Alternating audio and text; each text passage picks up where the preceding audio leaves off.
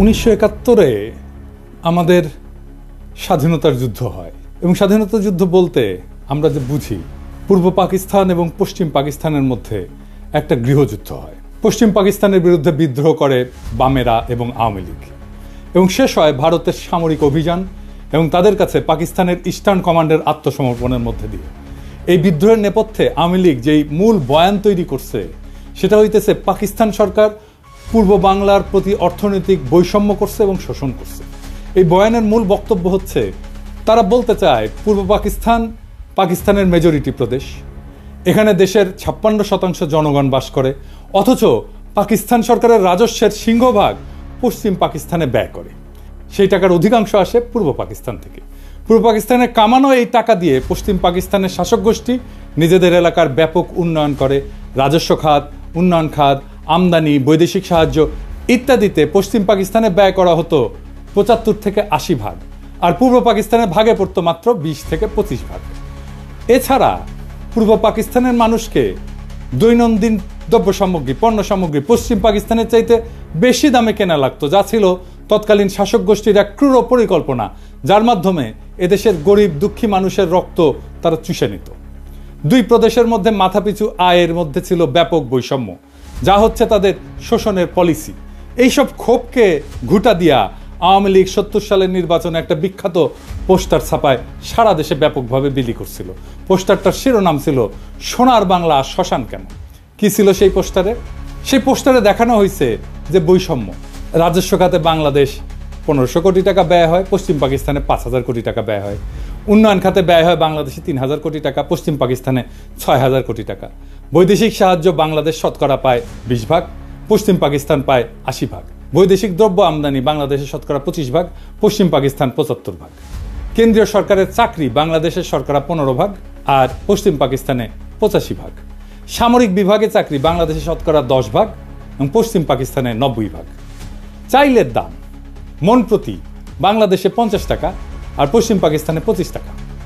আটা মন প্রতি বাংলাদেশে 30 টাকা, পশ্চিম পাকিস্তানে 15 টাকা। সরষের তেল বাংলাদেশে 5 টাকা, পশ্চিম পাকিস্তানে 2.5 টাকা। সোনার প্রতি ভরি বাংলাদেশে 170 টাকা, পশ্চিম পাকিস্তানে 135 টাকা। কি নিদারুণ বৈষম্য, তাই না? আসেন এটা আমরা খুলে দেখব, এটা আমরা বুঝে দেখব। 70 সালের নির্বাচনের সেই পোস্টারটা পরিকল্পনা করেন জনাব নুরুল ইসলাম এবং আঁকেন শিল্পী হাশেম খান।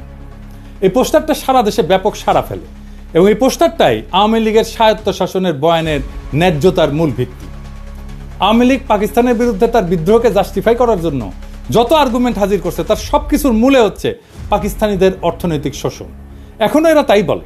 প্রাইমারি স্কুলের পাঠ্যপুস্তকের মধ্যেও এই পোস্টারটাকে ঢুকানো হয়েছিল এবং প্রায় সকলের মনেই ছোটবেলা থেকেই এইরকম একটা বদ্ধমূল ধারণা যে পাকিস্তান 23 বছরে অর্থনৈতিক প্রবঞ্চনা বাঙালিদেরকে বাধ্য করছে মুজিবের 6 দফা আন্দোলনকে সমর্থন করতে। সেই 6 দফা ছিল বাঙালি জাতির মুক্তির সনদ। 6 দফার ভিতরে 3টা দফাই ছিল পাকিস্তান থেকে পূর্ব বাংলাকে অর্থনৈতিকভাবে বিচ্ছিন্ন করার দফা। 70-এর নির্বাচনে নিরঙ্কুশ সংখ্যাগরিষ্ঠতা অর্জন করে আওয়ামী লীগ এবং তার ফলশ্রুতি সবার জানা। 60-এর দশকের শেষ দিকে পূর্ব বাংলার পত্রপত্রিকা ঘাটলেও এই অর্থনৈতিক শোষণ এবং বৈষম্যের বয়ানটাই মূল থিম হিসেবে লক্ষ্য করা যায়। যে কোনো বাংলাদেশিকে যদি আজকে জিজ্ঞেস করা হয় যে পাকিস্তানের বিরুদ্ধে বিদ্রোহ করার প্রধান যৌক্তিকতা কি, সে উত্তর দেয় পাকিস্তানিদের অর্থনৈতিক শোষণ। এর মানে আওয়ামী লীগের তৈরি করা বয়ান একদম শেকড় গেড়ে বসছে দেশের বুকে। কারণ আওয়ামী লীগ যে ভুয়া অর্থনৈতিক বয়ান তৈরিতে পারদর্শী তাই প্রজন্মকে চোখে আঙুল দিয়ে দেখায় দেওয়া লাগবে না। বিগত 15 বছরে আমাদের সবার একদম চোখের সামনে আওয়ামী লীগ পরিসংখ্যান নিয়ে ভয়ঙ্কর কারচুপি করে মহা উন্নয়নের এক বয়ান তৈরি করছে, যেখানে বাস্তবতা হচ্ছে দেশের সব ব্যাংক এবং আর্থিক খাতকে লুটপাট করে নিঃশেষ করে ফেলা। কিছুদিন আগে বাণিজ্য উপদেষ্টা বলছে যে সব মিথ্যা পরিসংখ্যান দেওয়া হতো জিডিপি সহ। এটা এমন না যে এখন বলা হচ্ছে, হাসিনার আমলেও পত্রিকা মিথ্যা পরিসংখ্যান নিয়ে লিখত। জিয়া হাসান একটা বই লিখছিল উন্নয়ন বিভ্রম নামে, কিভাবে মিথ্যা পরিসংখ্যান দিয়ে উন্নয়নের বয়ান তৈরি করা হতো। তাহলে সেই আওয়ামী লীগ 50 বছর আগের ঘটনাকে নিয়ে কি রকম কারচুপি করছে সেটা সহজে অনুমান করা যায়। আমরা অনুমান করব না, আমরা তথ্য দিয়ে দেখব। আমরা আজকে আওয়ামী লীগের এই বয়ানকে তৎকালীন বাস্তবতার আলোকে পরীক্ষা করে দেখব যে এই অভিশপ্ত দলটা সেখানেও কিরকম কারচুপি করছিল। তৎকালীন পাকিস্তানের আর্কাইভ ঘেঁটে আমরা যাবতীয় প্রাসঙ্গিক ডকুমেন্ট জোগাড় করছি এবং বলাই বাহুল্য আওয়ামী লীগ এবং তাদের পোষা অর্থনীতিবিদরা নুরুল ইসলাম, রেহমান সোবহান ভয়াবহ জালিয়াতি করছে এই পোস্টার তৈরি করতে এবং ম্যানিফেস্টো তৈরি করতে। সেই নিয়ে বিস্তারিত আলোচনার আগে এদের আসল চরিত্র এবং এদের উদ্দেশ্য সম্পর্কে একটু আলোকপাত করা দরকার। মেজর ডালিমের একটা বই, যা দেখেছি, যা বুঝেছি, যা করেছি, ওইখান থেকে বলতেছি। ভারতে থাকতে উনি বলতেছেন বিভিন্ন মহলে তখন ভবিষ্যৎ বাংলাদেশের রাষ্ট্রনীতি, অর্থনীতি, প্রশাসন প্রভৃতি বিষয়ে আলোচনার ঝড় বয়ে যাচ্ছে। একদিন এক সামাজিক অনুষ্ঠানে সরকারের এক অর্থনৈতিক উপদেষ্টা বললেন, স্বাধীন বাংলাদেশের ইকোনমিক ভায়াবিলিটি তেমন একটা নাই, মানে এটা অর্থনৈতিকভাবে এটা সফল হবে না। তার এই ধরনের বক্তব্যে অবাক করেছিল অনেককেই। প্রশ্ন করা হয়েছিল, স্বাধীন বাংলাদেশের ইকোনমিক ভায়াবিলিটি যদি নাই থাকে তবে আপনারা 6 দফা প্রণয়ন করে জনগণকে উস্কে দিয়েছিলেন কেন? কেন বলেছিলেন পাকিস্তানের শোষণের হাত থেকে পূর্ব পাকিস্তানকে স্বাধীন করতে পারলেই সোনার বাংলা কায়েম হবে? তাহলে কি আপনাদের এই সমস্ত প্রচারণা ছিল মিথ্যে? জনগণকে ধোঁকা দিয়ে পাকিস্তানকে শুধুমাত্র দ্বিখণ্ডিত করার এক কূটকৌশল মাত্র? এই সমস্ত মৌলিক প্রশ্নের জবাব উক্ত বিশারদ সেদিন দিতে পারেননি। অত্যন্ত বিব্রতকর অবস্থায় কেটে পড়ে নিজেকে বাঁচিয়েছিলেন বিড়ম্বনার হাত থেকে। ঠিক একইভাবে আরেকদিন এক ঘরোয়া পরিবেশে কিছু বাঙালি জনাব ডিপি ধরকে ভবিষ্যৎ স্বাধীন বাংলাদেশের অর্থনীতি, শিল্পনীতি কি ধরনের হওয়া উচিত জানতে চাইলে তিনি জবাব দিয়েছিলেন ইংরেজিতে। কিন্তু বাংলায় এটা বোঝা যায় যে তোমাদের এসব নিয়ে কথাবার্তা বলার দরকার নাই, তুমি শুধু ফসল ফলাও, ধান ফলাও, বাকিগুলো আমরা দেখব। এই ধরনের কথা থেকে পরিষ্কার বোঝা যায় যে বাংলাদেশকে ভারতের অর্থনৈতিক বাজার এবং পশ্চাৎভূমিতে পরিণত করার ষড়যন্ত্র ছিল ভারতীয় আধিপত্যবাদী নীল নকশার অন্তর্ভুক্ত। শুধু কি তাই, বাংলাদেশের অর্থনীতিকে সম্পূর্ণভাবে বাংলাদেশের উপরে ভারতীয় নিয়ন্ত্রণ নিশ্চিত করার খায়েশটাও পরিষ্কারভাবে ধরা পড়েছিল জনাব ধরের বক্তব্যে। এই হচ্ছে বাঙালির মুক্তির সনদ প্রণেতাদের দৃষ্টিভঙ্গি, যারা নিজেরাই স্বাধীন বাংলাদেশে বিশ্বাস করত না, যারা সর্বদা ভারতকেই তাদের তীর্থভূমি হিসেবে কল্পনা করেছে আজীবন। গোলাম আজমের বই জীবনে যা দেখলাম, এখান থেকে একটা অংশ আমি পড়ে শোনাই। উনি 69 সালে আইয়ুব খানের সাথে সমস্ত রাজনৈতিক দলের গোলটেবিল বৈঠকে অংশ নেওয়ার পর পশ্চিম পাকিস্তান থেকে পূর্ব পাকিস্তানে ফিরতেছিলেন। তখন প্লেনে এক ব্যক্তির সাথে ওনার কথা হয়। একজন 6 দফা প্রণেতার দাবি, গোলটেবিল বৈঠক ব্যর্থ পরিণতির পর থেকে করাচি থেকে ঢাকা ফিরে আসার পথে বিমানে এক ভদ্রলোকের অত্যন্ত আগ্রহ ও উৎসাহ নিয়ে আমার সাথে হাত মিলালেন। আমি তাকে চিনলাম না। আমার পাশের আসনে বসা ভদ্রলোক অনুরোধ করে তার আসনে নিয়ে বসালেন এবং তিনি এসে আমার পাশে বসলেন।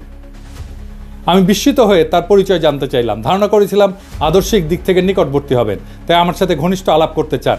অচিরেই টের পেলাম যে তিনি সম্পূর্ণ বিরোধী ক্যাম্পের লোক। গোলটেবিল বৈঠক ব্যর্থ হওয়ার পরে যারা বিজয়ীর গৌরব বোধ করছেন, তিনি তাদেরই একজন। পরাজিত প্রতিপক্ষের একজন প্রতিনিধিকে পেয়ে তিনি বিজয় উৎসবের অংশ হিসেবে ভ্রান্ত পথ ত্যাগ করার উপদেশ দিতে চেয়েছেন। পরিচয় নিয়ে জানলাম তিনি একজন সিএসপি উচ্চ কর্মকর্তা, ইসলামাবাদে কর্মরত আছেন, ছুটিতে দেশের বাড়িতে যাচ্ছেন। নাম ডক্টর আব্দুস সাত্তার। আমাকে তিনি খুব ভালো করেই চিনেন বলে জানলেন। যারা রাজনীতি করেন তারা লেখাপড়ার চর্চা কমই করেন, আমি এর ব্যতিক্রম বলে আমাকে শ্রদ্ধা করেন বলেও উল্লেখ করলেন। আমার সাথে আলোচনার সুযোগ পেয়ে তিনি খুবই খুশি হয়েছেন বলেও জানিয়েছিলেন। এভাবে কতক সৌজন্যমূলক কথা বলে তিনি বক্তব্য শুরু করলেন। আপনারা 6 দফাকে সঠিকভাবে বিবেচনা করলেন না, এটাকে শেখ মুজিবের হঠকারী রাজনৈতিক প্রস্তাব মনে করে হয়তো এটার যথার্থ মূল্যায়ন করতে পারেননি। এটা শেখ মুজিবের মাধ্যমে পেশ করা হয়েছে বটে, কিন্তু এর প্রণেতা 18 জন পিএইচডি, এর মধ্যে বিভিন্ন বিশ্ববিদ্যালয়ের প্রফেসর এবং সরকারি বেসরকারি উচ্চপদস্থ ব্যক্তিত্ব রয়েছেন। এটা অত্যন্ত সুচিন্তিত এবং সুপরিকল্পিত ফর্মুলা, যা 8 কোটি বাঙালির ভাগ্যের দ্রুত পরিবর্তন করবে। আমি জিজ্ঞেস করলাম, ওই 18 জন পিএইচডির মধ্যে আপনি নিশ্চয়ই অন্যতম? তিনি জোশের সাথে দাবি করলেন যে তিনিও এই সংগঠকদের একজন। আমি জানতে চাইলাম, এই 18 জনের সবাই কি বাঙালি? তিনি আরও উৎসাহের সাথে বললেন যে তারা সবাই বাঙালি জাতীয়তার বিশ্বাসী। আমি জিজ্ঞেস করলাম যে আপনারা নিশ্চয়ই সুদূর প্রসারী পরিকল্পনার ভিত্তিতে এই 6 দফা প্রণয়ন করেছেন। উক্ত পরিকল্পনায় কি পূর্ব এবং পশ্চিম পাকিস্তানকে একটা রাষ্ট্র হিসেবে গড়ে তোলার চিন্তা রয়েছে? তিনি খুবই খোলা মনে জবাব দিলেন, আপনারা জনগণের ময়দানে কাজ করেন, আমরা তাদের সাথে কাজ করছি যারা দেশ চালাচ্ছে। পাঞ্জাবিরা আমাদের দাবিয়ে রাখতে চায়, তাদের থেকে আলাদা না হয়ে আমরা উন্নতি করতে পারবো না। আমাদের 2 অঞ্চলের মাঝখানে ভারত, এ অবস্থায় এক রাষ্ট্রের অন্তর্ভুক্ত থাকা অস্বাভাবিক। আমি বললাম, আমরা সংখ্যাগরিষ্ঠ, দেশ গণতন্ত্রের পথে এগুচ্ছে, আমরা কেন্দ্রীয় প্রাধান্য বিস্তার করব, আমরা কেন আলাদা হওয়ার কথা চিন্তা করব? তারা আলাদা হতে চাইলে দেখা যাবে। এর জবাবে তিনি এমন কথা বললেন যা শুনে আমি চমকে গেলাম। তিনি বললেন, বাঙালি জাতি হিসাবে আমাদেরকে চিন্তা করতে হবে 47 সালে বাঙালি জাতিকে বিভক্ত করায় আমরা জাতি হিসেবে দুর্বল হয়ে গেছি। বাঙালি জাতি ঐক্যবদ্ধ হলে গোটা উপমহাদেশে আমরা বিশাল মর্যাদার অধিকারী হতে পারবো। আমি জানতে চাইলাম, পশ্চিমবঙ্গের বাঙালিরা কি ভারত থেকে আলাদা হয়ে আমাদের সাথে মিলে আলাদা রাষ্ট্রে অন্তর্ভুক্ত হতে রাজি হবে? তিনি আস্থার সাথে বললেন, আলবৎ তারা প্রস্তুত হবে। তারা কলকাতাকে রাজধানী করতে চাইবে। বঙ্গদেশ বিভক্ত না হলে তো আমাদের পূর্ব পাকিস্তানের রাজধানী কলকাতাতেই থাকতো। ব্রিটিশ আমলেও কলকাতা বহু বছর ব্রিটিশ ভারতের রাজধানী ছিল। এখানে লক্ষণীয় যে উক্ত ব্যক্তি খালি 6 দফাতেই সন্তুষ্ট নন, উনি প্রত্যক্ষভাবে বাংলার সাথে যোগ দেওয়ার জন্য উদ্গ্রীব এবং সেই জন্যে পূর্ব বাংলার রাজধানী ঢাকা থেকে কলকাতাতে সরাই দিতেও প্রস্তুত। ক্ষুদিরাম সূর্য সেনের মন্ত্রমুগ্ধ শিষ্য। 47 সালের পার্টিশনের ইতিহাস সম্পর্কে যাদের মিনিমাম পড়াশোনা আছে তাদের জানার কথা, কংগ্রেসের দাবির মুখে লর্ড মাউন্টব্যাটেন মুসলিম সংখ্যাগরিষ্ঠ প্রদেশ পাঞ্জাব এবং বাংলাকে পার্টিশন করার সিদ্ধান্ত নেন, যেটার পুরোটা পাকিস্তানে আসার কথা ছিল। কায়েদে আজম জিন্নাহ অনিচ্ছা সত্ত্বেও এই পার্টিশনের সিদ্ধান্তকে মেনে নেন, যেটা ছিল তার স্টেটসম্যানশিপের পরিচয়। জিন্নাহ এটা নিয়ে আফসোস করে পোকায় কাটা পাকিস্তান বলেছিলেন। মাউন্টব্যাটেন প্ল্যানের আগ পর্যন্ত কংগ্রেস, মুসলিম লীগ এবং ইংরেজ সরকারের মধ্যে যত আলোচনা হয়েছে তার মুখ্য টপিক ছিল নতুন সংবিধানে ব্রিটিশ ভারতের 11টি প্রদেশের মধ্যে কী রকম সম্পর্ক থাকবে স্বাধীনতার পর। 1946 সালের ক্যাবিনেট মিশনে পুরো ভারতকে অখণ্ড রেখে মুসলিম প্রধান প্রদেশগুলোকে ম্যাক্সিমাম অটোনমি দেওয়ার একটা প্রস্তাব সংবিধানে করা হয়, যেটাতে মুসলিম লীগ এবং কায়েদে আজম সম্মতি প্রদান করেন। কংগ্রেস এবং নেহরু সেই প্রস্তাব মানতে রাজি না থাকায় কায়েদে আজম এরপর পূর্ণ স্বাধীনতার দাবি করেন। মাউন্টব্যাটেন প্রস্তাবের আগ পর্যন্ত প্রদেশগুলোকে অখণ্ড রেখে কোন প্রদেশ ভারতে থাকবে আর কোনটা পাকিস্তানে যাবে সেটা নিয়ে নেগোসিয়েশন চালান। মুসলিম লীগ 11টি প্রদেশের মধ্যে 4টি মুসলিম প্রধান প্রদেশ বাংলা, পাঞ্জাব, সিন্ধু, উত্তর পশ্চিম সীমান্ত প্রদেশ দাবি করে। মাউন্টব্যাটেন নেহরু দিয়ে ইনফ্লুয়েন্স হন। এই নেহরুর সাথে মাউন্টব্যাটেনের স্ত্রীর একটা অ্যাফেয়ার ছিল, দরকার পড়লে এটা রেফারেন্স দেওয়া যাবে। তো এই ইনফ্লুয়েন্সড হয়ে বাংলা এবং পাঞ্জাবের পুরো প্রদেশ না দিয়ে সেটাকেও পার্টিশন করার সিদ্ধান্ত নেন। 3রা জুন মাউন্টব্যাটেনের পার্টিশনের সিদ্ধান্তের পর ব্রিটিশ পার্লামেন্টের প্রথম প্ল্যানে, যেটা জুলাই মাসে ইন্ডিয়ান ইন্ডিপেন্ডেন্স অ্যাক্ট 1947-এর ভিতরে অন্তর্ভুক্ত ছিল, বাংলা প্রদেশের 5টি বিভাগের বর্ধমান প্রেসিডেন্সি, রাজশাহী, ঢাকা, চট্টগ্রাম 28টা জেলার মধ্যে পাকিস্তানকে 16টা জেলা প্রদান করা হয়। বর্ধমান বিভাগকে সম্পূর্ণ ভারতে, ঢাকা এবং চট্টগ্রাম বিভাগকে পার্বত্য চট্টগ্রাম ডিস্ট্রিক্ট বাদে, পার্বত্য চট্টগ্রাম পরে অন্তর্ভুক্ত হয়েছে, সম্পূর্ণ পাকিস্তানকে প্রদান করা হয়। প্রেসিডেন্সি বিভাগের 6টি জেলার মধ্যে পাকিস্তানকে 3টা, যশোর, মুর্শিদাবাদ, নদিয়া এবং ভারতকে 3টা জেলা, কলকাতা, 24 পরগনা, খুলনা প্রদান করা হয়। রাজশাহী বিভাগকে পার্টিশন করে 8টি জেলার মধ্যে 6টি জেলা, বগুড়া, দিনাজপুর, মালদা, পাবনা, রাজশাহী, রংপুর পাকিস্তানে এবং অবশিষ্ট 2টি জেলা দার্জিলিং, জলপাইগুড়ি ভারতে প্রদান করা হয়। এছাড়া জুলাই মাসে আসামের সিলেট জেলাতে গণভোট হয়, সেখানকার সংখ্যাগরিষ্ঠ মুসলিম পাকিস্তানে যোগ দেওয়ার পক্ষে ভোট দেয়। এরপরে স্যার সিরিল রেডক্লিফকে প্রধান করে একটা পার্টিশন কমিশন বানানো হয় ফাইনাল ডিটেলস ঠিক করার জন্য। স্যার রেডক্লিফ ইন্ডিয়ান ইন্ডিপেন্ডেন্স অ্যাক্টের প্ল্যানে অদল বদল করেন।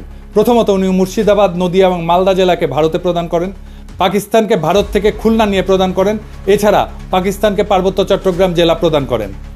খালি এতটুকু করেই ক্ষান্ত হন নাই, উনি এরপরে পার্টিশনের ইউনিটকে জেলা থেকে থানা পর্যায়ে নামায় আনেন। অর্থাৎ খালি মুসলিম সংখ্যাগরিষ্ঠ জেলার মধ্যে যেসব থানা মুসলিম সংখ্যাগরিষ্ঠ সেগুলোকেই পাকিস্তানের ভাগে পড়ে, প্রদেশ থেকে ইউনিট একেবারে থানাতে নামায় আনছে।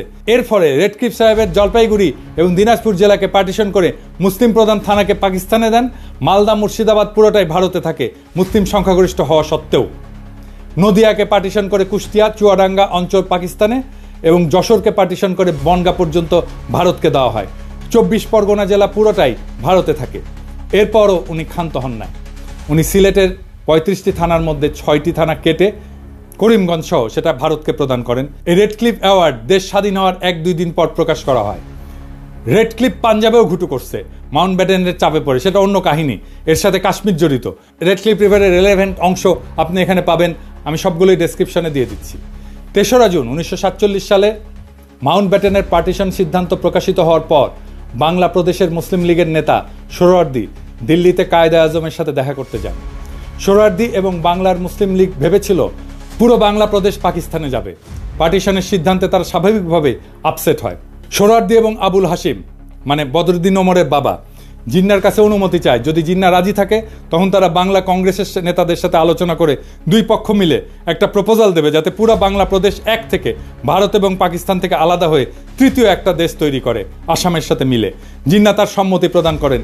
এই প্রস্তাবে বাংলা কংগ্রেসের নেতা শরৎ বসু, সুভাষ বোসের দাদা এবং শর্মিলা বোসের ঠাকুরদা, যিনি এই বইটা লিখছিলেন, ওনারা নিমরাজি থাকলেও কেন্দ্রীয় কংগ্রেসের নেতা নেহেরু এবং সর্দার প্যাটেল যখন জানতে পারে, তারা শরৎ বোসকে বিশাল ঝাড়ি মারে। তাতে শরৎ বোস ওই প্রস্তাব থেকে সরে আসে।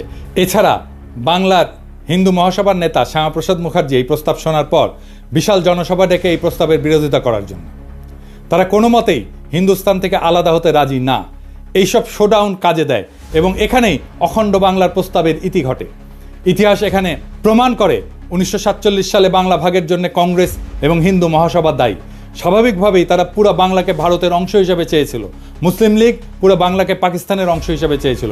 কিন্তু পার্টিশনের সিদ্ধান্ত শোনার পর মুসলিম লীগ অখণ্ড বাংলা রাখতে রাজি ছিল। যদি বাংলা আসাম মিলে তৃতীয় আর একটা দেশ হয়, কংগ্রেস এবং মহাসভা সেটার চাইতে খণ্ডিত বাংলাকেই ভারতের অংশ হিসেবে প্রেফার করে। তৎকালীন বাংলার মুখ্যমন্ত্রী সোহরাওয়ার্দী শেষে একটা প্রস্তাব দেয় যে অন্তত রাজধানী কলকাতা 6 মাস পর পাক ভারতের যৌথ কন্ট্রোলে থাকুক, যাতে প্রশাসনিক ব্যবস্থা অর্গানাইজভাবে ট্রান্সফার করা যায়। সর্দার প্যাটেলের উত্তরে বলেন, নট ইভেন ফর 6 days। কাজেই পশ্চিম বাংলার হিন্দুরা হিন্দুস্তানের থেকে আলাদা হয়ে পূর্ব বাংলার মুসলিমদের সাথে ইউনিয়ন করে থাকবে, আর ভারতও এটা মেনে নিয়ে বিনা যুদ্ধে এত বড় মেদিনী ছেড়ে দেবে। মানে দুর্যোধন বলছিল মহাভারতের, বিনা যুদ্ধে নাহি দেব সুচক্র মেদিনী। একটা সূচের আগায় যতটুকু ভূমি থাকে ওইটাও যুদ্ধ ছাড়া দেব না, ওটাই ভারতের পলিসি। তাই এটা একটা আকাশ কুসুম কল্পনা। আওয়ামী লীগের নেতাদের এসব ইতিহাস খুব ভালো করে জানার কথা, কারণ তারা মুসলিম লীগের কর্মী ছিল 47 সালে। এরপর এইসব 6 দফা প্রণেতারা মানুষকে মূলা দেখাইছে যে তারা পশ্চিম বাংলার সাথে ইউনিয়ন করবে। এটা ছিল আওয়ামী লীগের একটা ভয়ঙ্কর প্রতারণা। 1971 সালের 7 দফা চুক্তির ইতিহাস নতুন প্রজন্ম ইতিমধ্যে জেনে ফেলছে। সর্বশেষে এই পোস্টারের প্রণেতা অর্থনীতিবিদ নুরুল ইসলাম যে কত স্থূল একজন ব্যক্তি ছিল তার একটা সামান্য উদাহরণ দেই। 2016 সালে বাংলাদেশ প্রতিদিন পত্রিকায় পোস্টারটার শিল্পী হাশেম খান একটা প্রবন্ধ লেখেন। সেখানে উনি পোস্টার তৈরির ইতিহাস বর্ণনা করেন। সেই প্রবন্ধের একটা অংশ হচ্ছে, কিছুক্ষণের মধ্যে নুরুল ইসলাম ফিরে এসে বললেন, কিছু একটা দাঁড় করাতে পারলেন? আজকে আর বিদ্যুৎ আসবে না। পাকি সরকার পূর্ব পাকিস্তানের অন্ধকারে রাইখা পাকিস্তানের আলোতে ভাসাইয়া দিচ্ছে। সারা রাত শহর বন্দর অলিগলি এমনকি গ্রাম পর্যন্ত বিদ্যুতের বাতি আলো দিতেছে। সামনের ইলেকশনে পশ্চিমাদের গদি থেকে নামাইয়া আওয়ামী লীগরে বসাইতে হবে। নুরুল ইসলাম দাবি করতেছেন পূর্ব পাকিস্তানের লোডশেডিং এর জন্য পশ্চিম পাকিস্তান দায়ী। তারা এখন এখানে বিদ্যুৎ বন্ধ করে নিজেদের এলাকায় বিদ্যুৎ সরবরাহ করতেছিল। কি অদ্ভুত দাবি আর মনস্তত্ত্ব। পূর্ব আর পশ্চিম পাকিস্তানের মধ্যে 1000 মাইল দূরত্ব, মাঝখানে শত্রু দেশ ভারত আর সমুদ্র, দুই অংশে বিদ্যুতের দুইটা গ্রিড। এক গ্রিড থেকে আরেক গ্রিডে পাওয়ার ট্রান্সফার করা অসম্ভব একটা ঘটনা। এক গ্রিডে সারপ্লাস বিদ্যুৎ থাকলেও আর এক গ্রিডের সাথে ট্রান্সফার করার কোনো উপায় নাই। কাজে পূর্ব পাকিস্তানের বিদ্যুৎ বন্ধ কইরা পশ্চিম পাকিস্তানকে আলোর বন্যায় ভাসিয়ে দেওয়ার মতো নিতান্ত শিশুসুলভ দাবি খুবই হাস্যকর। সে নাকি বাংলাদেশের প্রধান অর্থনীতিবিদ ছিল, সে বাংলাদেশের পরিকল্পনা কমিশনের প্রধান ছিল স্বাধীনতার পরে। এই মক্কেল আবার নাকি হার্ভার্ডের গ্র্যাজুয়েট। হ্যাঁ, আরেকজন মুখ্য চরিত্র যে 6 দফার খসড়া করার ব্যাপারে অন্যতম মুখ্য ভূমিকা রাখছিল, তার নাম রুহুল কুদ্দুস, একজন সিএসপি আমলা। বাংলাদেশ স্বাধীন হওয়ার পর প্রথম ক্যাবিনেট সেক্রেটারি হয়। রুহুল কুদ্দুসের ব্যাপারে শুধু 2টা তথ্য যথেষ্ট তার চরিত্র এবং এজেন্ডা বোঝার জন্য। প্রথমটা হচ্ছে এই 50-এর দশকে একটা দুর্নীতির মামলার বিবরণ। সেখানে আমূল আসামি শেখ মুজিবুর রহমান পূর্ব পাকিস্তানের প্রাদেশিক মন্ত্রী থাকার সময় দুর্নীতির কারণে জেলে সাজাপ্রাপ্ত হন। সেই দুর্নীতি মামলায় মুজিবের সহযোগী ছিল এই রুহুল কুদ্দুস। তার পুরস্কার দিছে, যেহেতু মামলা ফাঁসিছে তার পুরস্কার দিছে সেক্রেটারি বানায়। আর একটা মামলা হচ্ছে আগরতলা ষড়যন্ত্র মামলা, যেখানে আসামিরা ভারতের প্রত্যক্ষ সাহায্যে পূর্ব পাকিস্তানে বিদ্রোহ সংগঠিত করে বিচ্ছিন্ন হওয়ার পরিকল্পনা করে। সেই মামলার অন্যতম প্রধান আসামি ছিল এই রুহুল কুদ্দুস। আগরতলা মামলার বয়ানে প্রথমে মিথ্যা মামলা বলে প্রচার করা হয়েছিল আমাদের ছোটবেলায় পাঠ্যপুস্তকে। এই মামলাকে মিথ্যা মামলা হিসেবে দেখানো হয়েছিল, কিন্তু 2011 সালে মামলার অন্যতম আসামি কর্নেল শওকত আলী আওয়ামী লীগের ডেপুটি স্পিকার ছিল, গর্বের সাথে একটা বই লেখে, সত্য মামলা আগরতলা। দেশের অনেক মানুষের কাছে পাকিস্তান থেকে বিচ্ছিন্ন হয়ে আলাদা রাষ্ট্র গঠনের যৌক্তিকতা হচ্ছে 25 এবং 26 মার্চের তারিখে পাকিস্তান আর্মির অপারেশন সার্চলাইট। তাহলে 60-এর দশকে যারা ভারতের সাহায্যে এই সমস্ত বিদ্রোহ পরিকল্পনা করছিল তাদের জাস্টিফিকেশন কি ছিল? পাকিস্তান তো 1971 সালের আগে কোনো গণহত্যা চালায়নি। যদি বলে অর্থনৈতিক বৈষম্য, সেই বেলুন আমরা একটু পরে ফুটা করে দেখা দিচ্ছি। 1965 সালে পাকিস্তান ভারতের সাথে একটা ফুল স্কেল যুদ্ধ হয়, ঠিক তার পরপর কোন ধরনের চরিত্রের মানুষ সেই ভারতের থেকে অস্ত্র এবং টাকার সাহায্য নিয়ে পাকিস্তানের বিরুদ্ধে বিদ্রোহ করার পরিকল্পনা করে? এই ধরনের মানুষেরা পাকিস্তানের তথাকথিত শোষণের বয়ান তৈরি করে জনগণের মধ্যে ফেরি করছে। এখানে প্রফেসর সৈয়দ সাজ্জাদ হোসেনের কিছু অবজারভেশন খুবই গুরুত্বপূর্ণ। ওনার ৭১-এর স্মৃতি বলে একটা বই আছে। তিনি একাধারে একজন প্রখ্যাত শিক্ষাবিদ, সাহিত্য পণ্ডিত এবং লেখক। বাঙালি মুসলমানের মধ্যে তিনি প্রথম ব্যক্তি যিনি ইংরেজি সাহিত্যে পিএইচডি ডিগ্রি অর্জন করছিলেন। রাজশাহী বিশ্ববিদ্যালয়ের ভিসি ছিলেন উনি। আসল কথা, যারা এই সমস্ত কথা বলে এবং এই জিনিস শুরু হয়েছে ৬০-এর দশক থেকেই, তারা একটা রাজনৈতিক উদ্দেশ্য হাসিলের মতলবে এই সমস্ত থিওরি আওড়ায়। ১৯৪৭ সালের বিভক্তি এরা মানতে রাজি নয় এবং এই অঞ্চল স্বাধীন থাকুক এটা তারা চায় না। পাকিস্তান আমলে এরা অনবরত প্রচার করেছে যে আমরা পাঞ্জাবিদের অধীন এবং পাকিস্তান থেকে বেরিয়ে এলে সত্যিকার অর্থে স্বাধীন হতে পারবো।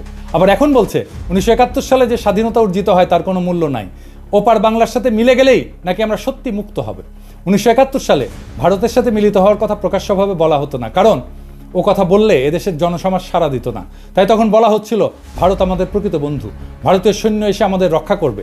ভারতে বাঙালি, পাঞ্জাবি, মারাঠি, তামিল, শিখ, পার্সি বিভিন্ন জাতি এবং ভাষাভাষী লোকেরা এক রাষ্ট্র গঠন করে বসবাস করতে পারে, তার মধ্যে কোনো অসঙ্গতি লক্ষ্য হয়নি। কিন্তু পাকিস্তানে পাঞ্জাবি, পাঠান, সিন্ধি এবং বাঙালি এক রাষ্ট্র গঠন করে এমন একটা কর্ম করেছিল যা শুধু হাস্যকরই না, রীতিমতো অ্যাবসার্ড এবং অযৌক্তিক। এই যুক্তিটি চিরকালই আমার কাছে অদ্ভুত থেকেছে। ভারতের প্রধান ধর্ম হচ্ছে হিন্দুত্ব। উত্তর ভারতের ব্রাহ্মণ এবং রাজপুতের সঙ্গে পশ্চিম ভারতের মারাঠা এবং দক্ষিণ ভারতের দ্রাবিড় সম্প্রদায়গুলির মধ্যে ধর্মীয় বন্ধন ছাড়া আর কোনো বন্ধন নাই। এই ধর্ম ইসলামের মতো ধর্ম নয়। উত্তর ভারতের ধর্মীয় আচরণের সঙ্গে দক্ষিণ ভারতের ধর্মীয় আচরণের প্রভেদ অনেক। মুসলমান বলতে আমরা যেমন বুঝতে পারি যে ব্যক্তি এক আল্লাহ এবং রসুলে বিশ্বাস করে, সেরকম কোনো সর্বগ্রাহ্য বিশ্বাস হিন্দুদের মধ্যে নেই। তবু অহর্নিশ আমাদের বলা হয়েছে যে কায়েদে আজম মোহাম্মদ আলী জিন্নাহ আমাদের ইচ্ছার বিরুদ্ধেই নাকি পূর্বাঞ্চলকে পাকিস্তানের সাথে যুক্ত করেছিলেন। এই যে লাখ লাখ লোক যারা আমরা পাকিস্তান আন্দোলনে শরিক হয়েছিলাম, আইনসভার সদস্য যারা ৪৭ সালে ভোট দিয়ে পাকিস্তানে যোগ দিয়েছিলাম, এরা যেন রাতারাতি হয়ে গেলেন দেশদ্রোহী এবং সমাজদ্রোহী। বর্তমানেও বাঙ্গু, সুশীল, প্রগতিশীল, প্রথম আলো, মতি, ডেইলি স্টারের মাহফুজ এবং তাদের কলামিস্ট বর্গ যেমন আলী ইমাম মজুমদার ভারতের কোনো কোনো প্রদেশের বিচ্ছিন্নতার কথাও শুনলে তেলে বেগুনে জ্বলে ওঠে। তারাই আবার পাকিস্তানের প্রদেশগুলোর ইউনিয়নের মধ্যে কন্ট্রাডিকশন খুঁজে পায়। আবার আসা যাক অর্থনৈতিক বৈষম্য এবং আওয়ামী লীগের তৈরি বয়ান নিয়ে। এই প্রসঙ্গে ডক্টর সাজ্জাদ হোসেন লিখছেন যে যখন আওয়ামী লীগ এরকম প্রচারণা চালাচ্ছিল যে পশ্চিম পাকিস্তানের পূর্ব পাকিস্তানের বৈষম্য করা হয়, এই যে সোনার বাংলা শ্মশান কেন এরকম একটা পোস্টার ছাপে, তাহলে পাকিস্তানের তরফ থেকে কেন এইটার প্রতিবাদ জানানো হয়নি বা প্রশ্নটা পরিষ্কার করা হয়নি? এর উত্তর দিছিল পশ্চিম পাকিস্তানের একজন আমলা যে এটা আমরা তৈরি করছিলাম, কিন্তু এইটা আমরা প্রকাশ করতে গেলে একজন বাঙালি অফিসার বলছিল এটা দিলে পূর্ব পাকিস্তানের লোকেরা আরও বিলা হয়ে যাবে, সেই জন্যে তাই নাকি এটা করতে দেওয়া হয়নি, বাধা দিছিল। ওনার বইয়ে এই অংশে এটা লেখা আছে। আওয়ামী বয়ানের এই যে শুভঙ্করের ফাঁকি, এটা ধরার জন্য আমরা ব্যাখ্যা করব সরকারি ফাইন্যান্স কিভাবে কাজ করে এবং সরকারি ফাইন্যান্সের সাথে দেশের জিডিপির সম্পর্ক এটা কি। একটা দেশের জিডিপি হচ্ছে সেই দেশের মধ্যে অবস্থিত সমস্ত পণ্য, বস্তু, সার্ভিস বা সেবা, এটার যোগফল। যে দেশের যত উন্নত সে দেশের জনগণ তত বস্তু এবং সেবা উৎপাদন করে এবং ভোগ করে। সরকারের মধ্যে থেকে একটা ভাগ কর হিসাবে আদায় করে, নিজের এজেন্ডা অনুযায়ী সেটা খরচ করে। আর একটা রাস্তা হচ্ছে সরকারের আছে, সেটা হচ্ছে আভ্যন্তরীণ এবং আন্তর্জাতিক সেক্টর থেকে লোন নেওয়া। এই লোনের ইনস্টলমেন্ট পরে সরকারকে করের টাকা থেকে শোধ করতে হয়। ফাইনাল একটা রাস্তা আছে সরকারের কাছে, সেটা হচ্ছে আভ্যন্তরীণ যে কোনো বিল পরিশোধের জন্য টাকা ছাপানো। কিন্তু এর ফলে মুদ্রার মান ইনফ্লেশন হয়, আমরা জানি মুদ্রাস্ফীতি হয়। ইনফ্লেশন এক ধরনের ট্যাক্স কিন্তু, যার মাধ্যমে সরকার দেশের জিডিপির একটা অংশ নিজের পকেটস্থ করে। এই করের জন্য পার্লামেন্ট অথবা আইনসভার কোনো বিল পাস করানো লাগে না। সরকারের বাজেটে দুই ধরনের বাজেট থাকে, একটা বাজেট রাজস্ব খাত আর একটা বাজেট উন্নয়ন খাত। করের টাকা দিয়ে সরকার প্রশাসন, প্রতিরক্ষা, বিদ্যমান স্থাপনার ভরণ পোষণ, আগের ঋণের সুদ পরিশোধ এবং অন্যান্য খরচ চালায়। এটা রাজস্ব খাত বা অপারেটিং এক্সপেন্ডিচার। এরপরে কিছু সারপ্লাস থাকলে সেটা প্লাস সরকার দেশি বিদেশি সেক্টর থেকে ঋণ নিয়ে বিভিন্ন মন্ত্রণালয়ের অধীনে উন্নয়নমূলক প্রজেক্ট গ্রহণ করে। এই উন্নয়নমূলক প্রজেক্টগুলোকে এডিপি বা অ্যানুয়াল ডেভেলপমেন্ট প্রোগ্রাম বলে। অধিকাংশ প্রজেক্টে যে ব্রিজ টিজ, রাস্তা টাস্তা, এগুলো সব এডিপির অন্তর্ভুক্ত। তবে এডিপির বাইরে অল্প কিছু প্রজেক্ট থাকে। বাজেটে এডিপির বাৎসরিক বরাদ্দ দেওয়া থাকলেও সেই বরাদ্দ সবসময় সম্পূর্ণ খরচ হয় না বিভিন্ন কারণে। এর পিছনে প্রজেক্টের ধীর গতি আছে, প্রশাসনিক সক্ষমতার অভাব, কেনাকাটায় আমলাতান্ত্রিক জটিলতা ইত্যাদি কারণ থাকে। বাজেটের একটা বাস্তব স্যাম্পল দেখেন, এইরকম করে বাজেট লেখা হয়। এখন আমরা আলোচনা করব বৈদেশিক মুদ্রার ব্যাপার নিয়ে। দেশের কোম্পানিগুলো ব্যবসা করে রপ্তানি করে কিছু টাকা পায়, ফরেন কারেন্সি, আর আমরা রেমিটেন্স পাঠাই বিদেশে যারা আছি। এইভাবে দেশ বৈদেশিক মুদ্রা অর্জন করে। বাংলাদেশ, পাকিস্তান, ভারত সরকার এই বৈদেশিক মুদ্রার প্রবাহ এটাকে নিয়ন্ত্রণ করে। দেশে আসা বৈদেশিক মুদ্রা ব্যাংক থেকে সেন্ট্রাল ব্যাংকের কন্ট্রোলে যায়। সেন্ট্রাল ব্যাংক দেশের মানুষকে বৈদেশিক মুদ্রার বিপরীতে দেশীয় মুদ্রা প্রদান করে। এরপর কোনো আমদানিকারক কিছু আমদানি করতে চাইলে সেন্ট্রাল ব্যাংকের অনুমতিক্রমে লেটার অফ ক্রেডিট খুলে প্রয়োজনীয় বৈদেশিক মুদ্রা দিয়ে বস্তু অথবা সেবা আমদানি করে। আমেরিকা, সিঙ্গাপুর, হংকং এসব দেশে এরকম কোনো এক্সচেঞ্জ কন্ট্রোল নাই। এসব কারেন্সি ফ্রি ফ্লোটিং, মানে সাপ্লাই ডিমান্ডের উপরে ফরেন কারেন্সির বিনিময় মূল্য নির্ভর করে বা ওঠানামা করে। আমদানি রপ্তানিকারকের কোনো কেন্দ্রীয় ব্যাংকের অনুমতি লাগে না, বা কেন্দ্রীয় ব্যাংক এই সমস্ত ব্যাপার রেগুলেট করে। এই যে বাংলাদেশ, পাকিস্তান বা ভারতের সরকার তার বিভিন্ন প্রজেক্টের জন্য প্রয়োজনীয় বৈদেশিক মুদ্রা কেন্দ্রীয় ব্যাংক থেকে কেনে দেশীয় করের মাধ্যমে উত্তোলন করা টাকার বিনিময়, অথবা সরাসরি বিদেশি কোনো সেক্টর থেকে বৈদেশিক মুদ্রা ঋণ নেয় কোনো প্রজেক্টের জন্য। দেশে বৈদেশিক মুদ্রার প্রবাহ রপ্তানি এবং রেমিটেন্স মিলে আমদানি থেকে বেশি হলে সারপ্লাস জমতে থাকে সেন্ট্রাল ব্যাংকের হিসাবে। এটাকে বলা হয় ফরেন কারেন্সি রিজার্ভ। এবার আমরা দেখব শোষণ কাকে বলে, অর্থনৈতিক শোষণ কাকে বলে। আমাদের আক্কেল জ্ঞান বলে যে শোষণ হচ্ছে কারো কাছ থেকে জোর করে বেশি টাকা করের মাধ্যমে তুলে সেই টাকা নিজের পিছনে খরচ করা, অথবা কারো শস্য, সম্পদ, গবাদি পশু ইত্যাদি জোরপূর্বক নিয়ে যাওয়া, অথবা কাউকে বাধ্যতামূলকভাবে কোনো কাজ করতে বাধ্য করা এবং তাকে কম পারিশ্রমিক দেওয়া। তাই তো এরকম অসংখ্য উদাহরণ মানব সমাজে পাওয়া যায়। যেমন মঙ্গলরা তারা কারো শস্য, সম্পদ, গবাদি পশু জোরপূর্বক নিয়ে যেত। মারাঠাদের বর্গী হামলার উদাহরণ তো আছেই, তাদের চৌত আদায় করত। রোমান সাম্রাজ্যে ইতালিতে রোমান নাগরিকদের কর দেওয়া লাগতো না, সাম্রাজ্যের সমস্ত খরচ রোমানদের দখলকৃত প্রদেশের মানুষদের কাছ থেকে তোলা হতো। এরকম আরও অনেক উদাহরণ পাওয়া যাবে। আরাকানের মগ এবং পর্তুগিজদের রেইড উল্লেখযোগ্য, তারা এসে আমাদের এখান থেকে নিয়ে যেত জিনিসপত্র। এখন পাকিস্তান আমলে পাকিস্তানের কেন্দ্রীয় সরকার কি পূর্ব বাংলায় রেড দিয়ে সমস্ত শস্য, গবাদি পশু জোর করে নিয়ে যেত? না, নাকি তারা আমাদেরকে দাস হিসাবে বাঙালিদেরকে ধরে নিয়ে গিয়ে তাদের খনিতে খনি মজুর হিসেবে কাজ করাইছে? না, তা তো না। তাহলে শোষণটা হইলটা কিভাবে? পূর্ব বাংলা এবং পশ্চিম পাকিস্তানের পাঞ্জাব, সিন্ধু, সীমান্ত, বেলুচিস্তানের মানুষ সবাই দেশের সমান নাগরিক ছিল না। একটা কথা বারবার বলা হয় যে পূর্ব পাকিস্তানের জনসংখ্যা পাকিস্তানের জনসংখ্যার 56%। করের ব্যাপারে সবচেয়ে গুরুত্বপূর্ণ তথ্য হচ্ছে পূর্ব পাকিস্তানের মানুষ পাকিস্তানের রাজস্বের কত যোগান দিত জানেন? 26%, মাত্র 26%। পশ্চিম পাকিস্তানের 44% মানুষ বাকি 74% যোগান দিত। এর বিপরীতে পূর্ব পাকিস্তান চতুর্থ পঞ্চবার্ষিক পরিকল্পনায় মোট সরকারি উন্নয়ন বরাদ্দের 60% বরাদ্দ পাইছিল, পশ্চিম পাকিস্তান পাইছিল 40%। ওদেরই তো বিদ্রোহ করার কথা। তৃতীয় পরিকল্পনায় পূর্ব পাকিস্তান পাইছিল 53%, পশ্চিম পাকিস্তানের বরাদ্দ ছিল 47%। দ্বিতীয় প্ল্যানে 63-64 সালে দুই প্রদেশের অনুপাত ছিল 50-50। একবার ব্যাপারটা ঠান্ডা মাথায় চিন্তা করে দেখেন তো, একটা প্রদেশ দেশের মোট রাজস্বের 26% যোগান দিয়ে বিপরীতে 53-60% উন্নয়ন বরাদ্দ পাচ্ছে, তাও আবার নিজেদের শোষিত বলে জোর গলায় দাবি তোলে। আরে ভাই, বাটপাড়ির তো একটা সীমা আছে, তাই না? আরে বাটপাড়ি কেউ ধরতে পারলো না। উল্টা আমরাই তো এক হিসেবে পাঞ্জাব, সিন্ধু প্রদেশকে শোষণ করছি। তারা জনসংখ্যার অনুপাতে কম হয়েও রাজস্ব করের অধিকাংশ যোগান দিছে এবং সেই যোগানের অধিকাংশ উন্নয়ন বরাদ্দ আমরা পাইছি। তারা তো এই ব্যাপারে নিয়ে একটা টু শব্দ পর্যন্ত করেনি। আরে বেটা, চামারের চামার, তুই বেশি টাকা নিলি আবার বলিস আমাদের শোষণ করিচ্ছে। পাকিস্তানে 1955 সাল থেকে 1975 সাল পর্যন্ত 20 বছরে সর্বমোট 4টা পঞ্চবার্ষিক পরিকল্পনা হয়, মানে 5 বছরের বাজেট করা হয়। সেই বাজেটের মূল কপি এবং প্রাসঙ্গিক পরিসংখ্যান বিশ্লেষণ করলে আওয়ামী লীগের অর্থনৈতিক বৈষম্যের বয়ানের বেলুন ফুটা হয়ে যায়। লীগের পোস্টার সম্পূর্ণ ভুয়া, মন গড়া, আন্দাজে বসানো সংখ্যা। একটা মজার ব্যাপার লক্ষ্য করলে দেখা যাবে পোস্টারতে অধিকাংশ সংখ্যা 2 দিয়া গুণ করে মিলাই দেওয়া হয়েছে। যেমন ধরেন, উন্নয়ন খাতে আমাদের 3000, ওদের 6000। শতকরা অনুপাতে খুব সুন্দর করে আমাদের ভাগে 10, 15, 20, 25 বসায় দেওয়া হয়েছে। দ্রব্যমূল্যের দাম চমৎকারভাবে আমাদের সবকিছুর দাম ঠিক দ্বিগুণ একটা সংখ্যা বসায় দেওয়া হয়েছে, তাই না? একটা বাচ্চাকে অঙ্ক কষতে দিলে সে অঙ্ক না পারলে উত্তরে যেরকম একটা সংখ্যা আন্দাজে মিলায় বসায় দেয়, ব্যাপারটা ঠিক সেই রকম। তবে এই পোস্টারের প্রস্তুতকারক আওয়ামী লীগের এক টাউট অধ্যাপক। বৈদেশিক সাহায্য ঋণ উন্নয়ন বাজেটের অংশ, কাজে একটা এলাকার উন্নয়ন বরাদ্দ 50-60%, আর সেই প্রদেশের বৈদেশিক সাহায্য মাত্র 20%। এটা একমাত্র নুরুল ইসলামের মতো টাউট একটা অধ্যাপকের মস্তিষ্ক থেকে বাইর হবে। বৈদেশিক আমদানির হিসাব সম্পূর্ণ মন গড়া, কারণ একটা দেশের মাল করাচিতে আমদানি হচ্ছে নাকি চট্টগ্রামে আমদানি হচ্ছে সেটা কাস্টমস একবারই ঢুকে। এরপরে দেশের অভ্যন্তরে সেই মাল কোন প্রদেশ থেকে কোন প্রদেশে যাচ্ছে সেটা কোনো কাস্টমস হিসাব থাকে না। কাজে কোন প্রদেশ আমদানির কত শতাংশ কনজিউম করে সেটার কোনো আলাদা অ্যাকাউন্ট ছিল না, থাকা সম্ভব ছিল না সেই সময়। আমদানির 25-75% সংখ্যা সম্পূর্ণ কাল্পনিক। বৈদেশিক মুদ্রা কোন প্রদেশ কত আয় করে, ব্যয় করে, কনজিউম করে, একটা দেশের ভেতরে কোনো পরিসংখ্যান থাকে না। যেমনটা থাকে না জেলা ভিত্তিক হিসাব।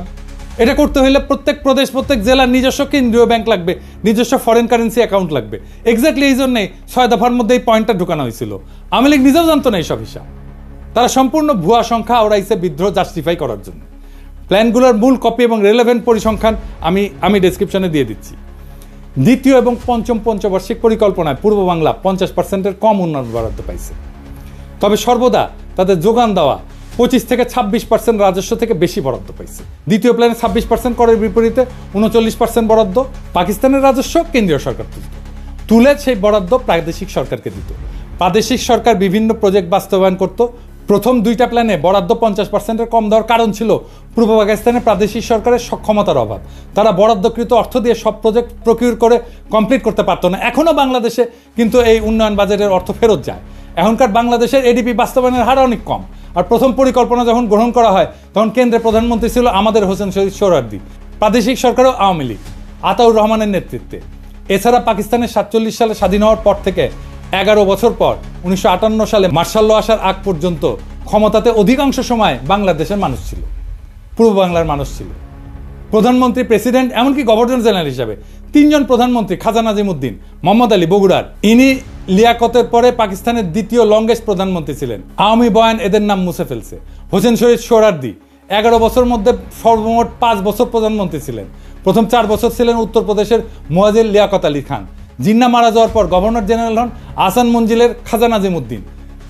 পাকিস্তানের all powerful president Iskander Mirza, উনি তো বাংলার মানুষ। তার পূর্বপুরুষরা শত শত বছর ধরে বাংলার মুর্শিদাবাদে বসবাস করছিল, বাংলায় কথা বলতো। এদের নাম সময়কাল আওয়ামী লীগের বয়ানে সম্পূর্ণ মুছে ফেলা হয়েছে, যাতে তারা ষড়যন্ত্রমূলক বিদ্রোহ জাস্টিফাই করার জন্য দাবি করতে পারে পাকিস্তান বাঙালিদের কখনোই ক্ষমতায় যেতে দিবে না। এটা সম্পূর্ণ ভুয়া দাবি। বাঙালিরা ক্ষমতায় ছিল, কাজে পশ্চিম পাকিস্তানিদের ষড়যন্ত্র লজিক এখানে ধোপে টেকে না। বরং মার্শাল ল এবং আইয়ুব খান আসার পর পূর্ব বাংলার বরাদ্দ অনেক বাইরে যায়, 50% অতিক্রম করে। এটা ছাড়া পূর্ব পাকিস্তানের প্রাদেশিক সরকার প্রাইভেট ইনভেস্টমেন্ট এবং ব্যবসা বাণিজ্যকে সর্বদা নিরুৎসাহিত করছে। তারা ভ্রান্ত সমাজতান্ত্রিক মতাদর্শের কারণে অসংখ্য আমলাতান্ত্রিক লাল ফিতা তৈরি করে রাখছিল। এখানে কেন্দ্রীয় সরকারের কোনো হাত ছিল না। এই জন্যই দুই প্রদেশে পূর্ব এবং পশ্চিম পাকিস্তানের প্রাইভেট ইনভেস্টমেন্টের মধ্যে বিশাল পার্থক্য, যার জন্য সম্পূর্ণরূপে দায়ী হচ্ছে প্রাদেশিক সরকারের পলিসি, যারা সবসময় বাঙালি ছিল। মোদ্দা কথা, যেই বয়ানে বলা হয় পূর্ব পাকিস্তানের করের টাকায় পশ্চিম পাকিস্তানে বিলাসিতা করত, সম্পূর্ণ ভুয়া, ভ্রান্ত এবং উদ্দেশ্যমূলক একটা প্রচার। পূর্ব পাকিস্তানে বিশাল ডেফিসিট পূরণ করা হতো পশ্চিম পাকিস্তানের কর দিয়া। আর একটা পয়েন্ট যেটা 6 দফাতে অন্তর্ভুক্ত ছিল, এক প্রদেশ থেকে আরেক প্রদেশে মূলধন পাচার বন্ধ করতে হবে, কারণ নাকি বাংলার মূলধনে লাহোর আর করাচি গড়ে উঠছে। বাস্তব ঘটনা সম্পূর্ণ 180 ডিগ্রি উল্টা। পূর্ব বাংলার ডেফিসিট রাজ্য ছিল, এরা 26% কর দিয়ে 55% বরাদ্দ পেত, সর্বনিম্ন বরাদ্দ পেয়েছে 39%।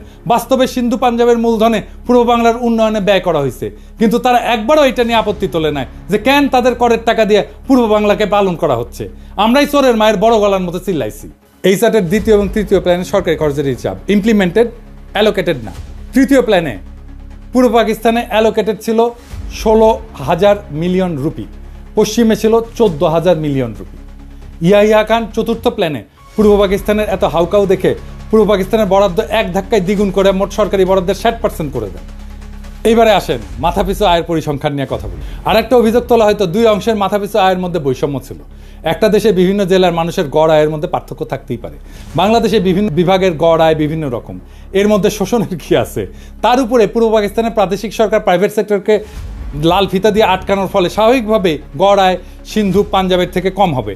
এরপরেও পূর্ব পাকিস্তানের গড় আয় সীমান্ত প্রদেশ এবং বেলুচিস্তান থেকে বেশি ছিল। আইয়ুব খান, ইয়াহিয়া খান তো সীমান্ত প্রদেশের মানুষ ছিলেন।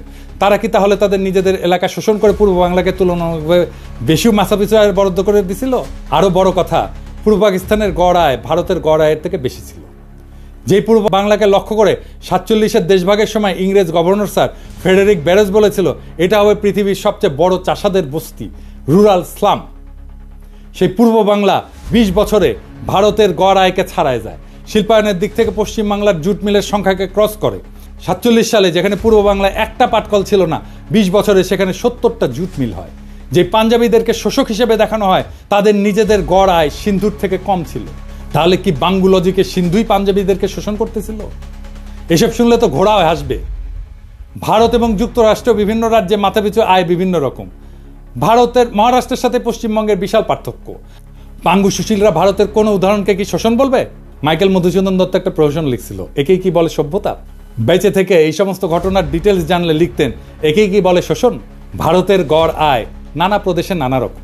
একই কথা বলা হয় বিভিন্ন প্রদেশের মধ্যে বিভিন্ন গ্রোথ রেটের পার্থক্য, আমেরিকার বিভিন্ন রাজ্যের মধ্যে বিভিন্ন গ্রোথ রেট, ভারতের বিভিন্ন রাজ্যের মধ্যে বিভিন্ন গ্রোথ রেট, কিন্তু কোনো বয়ানে এসবকে শোষণ বলা হয় না। পাকিস্তানের ক্ষেত্রে সবাই লাফায় ওঠে, একদম শোষণের লেকচার মারা শুরু করে কেন? আর একটা বিষয় আছে, সেটা হচ্ছে কস্ট অফ লিভিংয়ের তারতম্য। পোস্টারে যে কস্ট অফ লিভিং দেখা হয়েছে, আশা করি এতক্ষণে সবাই বুঝছেন সেটা সম্পূর্ণ ভুয়া আন্দাজে বসানো সংখ্যা। এখানে আরও দুইটা কথা যোগ করি। একটা দেশের বিভিন্ন শহর গ্রাম জীবনযাত্রার খরচ ভিন্ন। ঢাকাতেও জীবনযাত্রার খরচ মাগুরার একটা গ্রামের থেকে অনেক বেশি। তাহলে কি বাঙ্গুলজিকে মাগুরার গ্রাম ঢাকাকে শোষণ করতেছে? বিশ্বের সব দেশেই শহর গ্রাম বিভিন্ন এলাকার জীবনযাত্রার খরচ ভিন্ন ভিন্ন। উন্নত শহরে খরচ বেশি হয়, যেমন নিউ ইয়র্ক সিটিতে খরচ অত্যন্ত ব্যয়বহুল, সেখানে ওহিওর একটা ছোট শহরে সে খরচ অনেক কম। তাহলে কি সবাই নিউ ইয়র্ক সিটিকে শোষণ করতেছে? এই হচ্ছে আওয়ামী লীগের তৈরি করা পাকিস্তানের অর্থনৈতিক শোষণের বয়ানের আসল রূপ। এটা দেখাই দেওয়া উচিত ছিল, কিন্তু তার অর্থ এই না যে আমরা বলবো আমাদের 1971-এর স্বাধীনতার যুদ্ধ করা ভুল হয়েছে। কিন্তু ভুল তথ্য দিয়া ভুল বুঝায় তো একটা জাতিকে চিরজীবন অন্ধ রাখা যায় না। 25শে মার্চের গণহত্যা একটা টার্নিং পয়েন্ট। ওই অবস্থা কিভাবে তৈরি হয়েছিল সেটা আরেকদিন আলাপ হবে। সেই অন্ধকার ইতিহাস শুনলে আপনি শিউরে উঠবেন যে কি ভয়ানক পরিকল্পনা করে এমন একটা সম্ভাবনার দিকে ঠেলে দেওয়া হয়েছিল একটা পুরো জাতিকে। সেই ইতিহাস আরেকদিন। বাংলাদেশের ইতিহাস শুধু বিজয়ের গল্প না, বরং সত্য আর মিথ্যার একটা দীর্ঘ সংগ্রাম। 1971 সালের মুক্তিযুদ্ধ আমাদের জাতির সত্তার ভিত্তি গড়ে দিছে, তবে এর প্রত্যেকটা দিক সঠিকভাবে বোঝা জরুরি। পাকিস্তানের শোষণ, বৈষম্যের বয়ান, রাজনৈতিক চক্রান্ত এবং বহির্বিশ্বের ভূমিকা, এসব প্রশ্নের নতুন বিশ্লেষণ দরকার, নতুন বয়ান দরকার, নতুন ইতিহাসবোধ দরকার। যেই জাতি ইতিহাসকে প্রশ্ন করতে শেখে, সেই জাতি ভবিষ্যৎকে রচনা করতে পারে। ভুল তথ্যের ভিত্তিতে জাতীয় চেতনার বিকৃতি ঘটে, আর সেখান থেকেই জন্ম নেয় দুর্বল শাসন, দুর্নীতি এবং প্রহসনের উন্নয়নের বয়ান। আজকে বাংলাদেশ যদি সত্যিকার অর্থে স্বাধীনতার চেতনাকে ধারণ করতে চায়, তবে তাকে নিরপেক্ষভাবে অতীতের ঘটনাগুলো পর্যালোচনা করতে হবে। সত্যের অনুসন্ধান শুধু ইতিহাসের প্রয়োজনে নয়, বরং ভবিষ্যতের জন্য অপরিহার্য। জাতি হিসেবে আমাদের দায়িত্ব হলো ইতিহাসের প্রকৃত সত্যকে জানা, যাতে মিথ্যার বুনিয়াদ ভেঙে আমরা একটা উন্নত, স্বনির্ভর এবং শক্তিশালী বাংলাদেশ গড়তে পারি। আসুন আমরা ইতিহাসকে প্রশ্ন করতে শিখি, কারণ সঠিক প্রশ্নই আমাদের সঠিক ভবিষ্যতের দিকে এগিয়ে নিয়ে যাবে। ইনকিলাব জিন্দাবাদ।